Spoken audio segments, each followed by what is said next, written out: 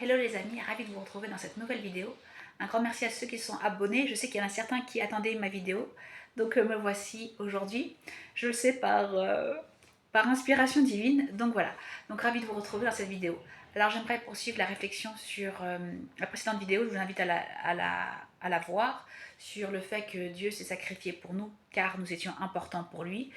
Qui effectivement, c'est marrant parce que j'ai eu un prêche ce matin du prêtre qui disait que effectivement Dieu ne s'est pas sacrifié pour sauver euh, les nuages, la montagne, les animaux et aussi les anges. Donc ça fait référence à ce que je vous disais, que Dieu ne s'est pas sacrifié pour tout le monde mais pour nous. Et donc je voulais vous dire quand même, nous sommes le fruit d'un acte d'amour. Et ça c'est important de le savoir. Et que par exemple si vous avez eu ce qui est intéressant avec Dieu aussi et la Sainte Vierge, c'est que si par exemple vous avez eu des parents défaillants ou qui ont été dysfonctionnels ou qui ne vous ont pas aimé comme vous auriez dû l'être, sachez que vous avez toujours Dieu le Père et la Sainte Vierge comme parents, vrais parents, parents primordiaux, parents symboliques, mais vraiment parents primordiaux, car comme je vous disais, l'humain est le fruit d'un acte d'amour. Toute la création est le fruit d'un acte d'amour de Dieu, et en particulier l'humain. Pourquoi? Parce que nous avons été créés à l'image et à la ressemblance de Dieu. Ça, c'est dit dans la Genèse. Et donc ça, c'est vraiment important à savoir. Et que donc si, par exemple, vous avez eu des parents qui selon vous, n'ont pas été à la hauteur, ou vous sentez qu'il y a eu un manque de quelque chose, un manque d'amour de leur part, sachez que vous pouvez toujours vous tourner vers Dieu le Père ou la Sainte Vierge, qui sont un peu les parents idéaux, si vous vous rappelez aussi de la Sainte Famille avec Saint Joseph, la Sainte Vierge et Jésus. C'est vraiment le modèle parfait de la famille, de la Sainte Famille, qui donne de l'amour à l'enfant et qui se donne de l'amour entre eux dans un couple sain et qui fonctionne bien. Donc je vous disais Dieu le Père, mais aussi vous pouvez aussi penser à Saint Joseph, si vous êtes plus proche de Saint Joseph, qui est aussi un saint très puissant. Vous pouvez aussi prier souvent pour le travail. Il est là pour les affaires de famille et pour le travail. Et moi, j'aime beaucoup Saint Joseph, donc je suis aussi attachée à lui.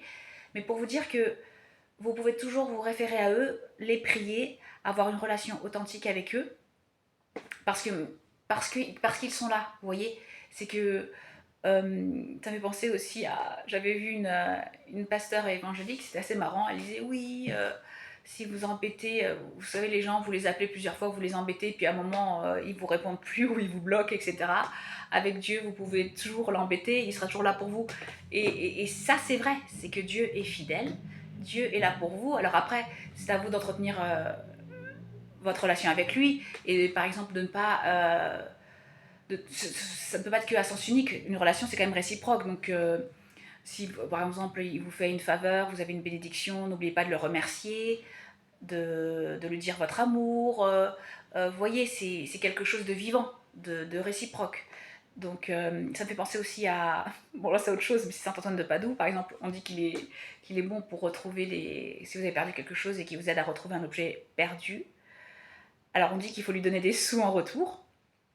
Donc ça aussi, pareil, n'oubliez pas de lui donner des sous en retour à Saint-Antoine de Padoue, parce que c'est quand même même si vous ne les voyez pas, ce sont des êtres vivants, vous voyez.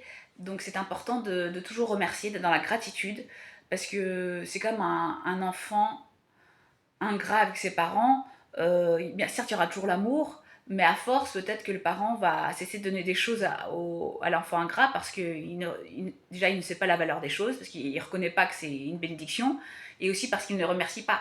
Vous voyez. Donc il y a quelque chose d'important de cet ordre-là.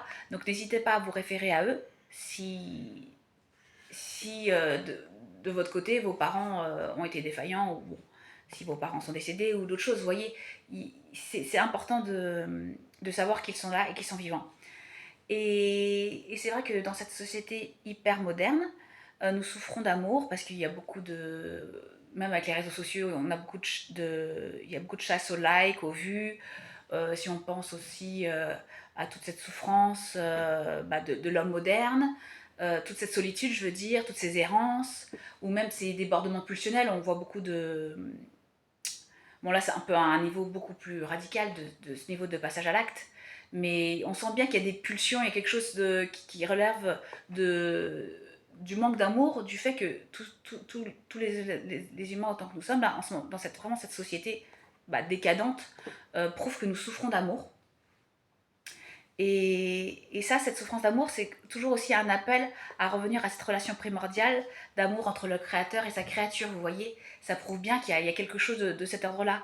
Ça prouve aussi que finalement les humains sont assez enfants, on est assez infantile, comme si on avait manqué de construction, et qu'on est toujours en train de chercher le regard du père, de la mère, on cherche toujours le regard un regard d'approbation, euh, d'un enfant qui recherche le regard d'approbation, de validation des parents. Vous voyez, il y a toujours ce côté-là, je trouve, dans ce qu'on observe dans nos sociétés, quelque chose de pas construit, qu'on est vraiment des enfants, des adultes immatures et encore non accomplis. C'est ça que je trouve qu'on observe. Vraiment cette notion de... maintenant, dans cette société, c'est donc je suis vu. Vous voyez que les réseaux sociaux, les likes, oui, les vidéos, ou même d'ailleurs dans la rue, je suis vue donc je suis, en fait. Vous voyez, c'est ça qui ressort, alors que c'est quand même plus profond.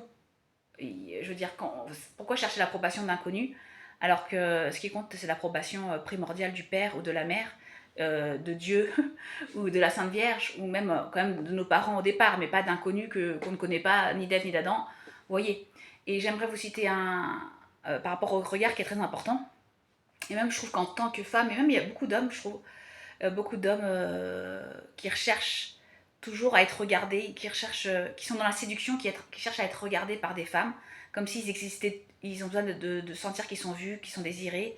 Il y a une notion de validation de ce qu'ils sont. Donc ça prouve quand même qu'ils sont assez fragiles. Pareil pour les femmes. Alors ça, c'est parce que les femmes, nous, on est quand même plus on est plus élevé dans le physique, donc être vu quand même. Et cette notion d'approbation, mais aussi c'est un système qui fait que il faut être belle, jolie, il faut répondre à des injonctions sociétales. Donc voilà. Donc cette notion de regard, je trouve qu'elle elle est importante.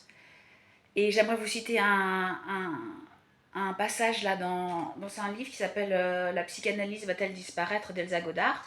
Et elle cite un extrait de L'être et le néant de Sartre qui parle de l'importance du regard et qui dit: c'est le regard qui dévoile l'existence d'autrui. Le regard ne se limite pas aux yeux, car derrière les yeux, une conscience, un sujet juge.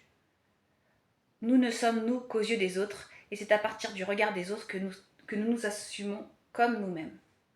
Donc vous voyez l'importance du regard des autres, mais moi je vous dirais l'importance surtout de Dieu créateur, comme vraiment source de valeur, source de validation primordiale, comme personne humaine valable, digne d'être amour, comme pilier fondamental pour une construction saine de l'être humain, de l'homme mature ou la femme mature que nous sommes appelés à devenir. Voilà, j'espère que ça vous a plu. N'hésitez pas à partager, à soutenir la chaîne, à vous abonner.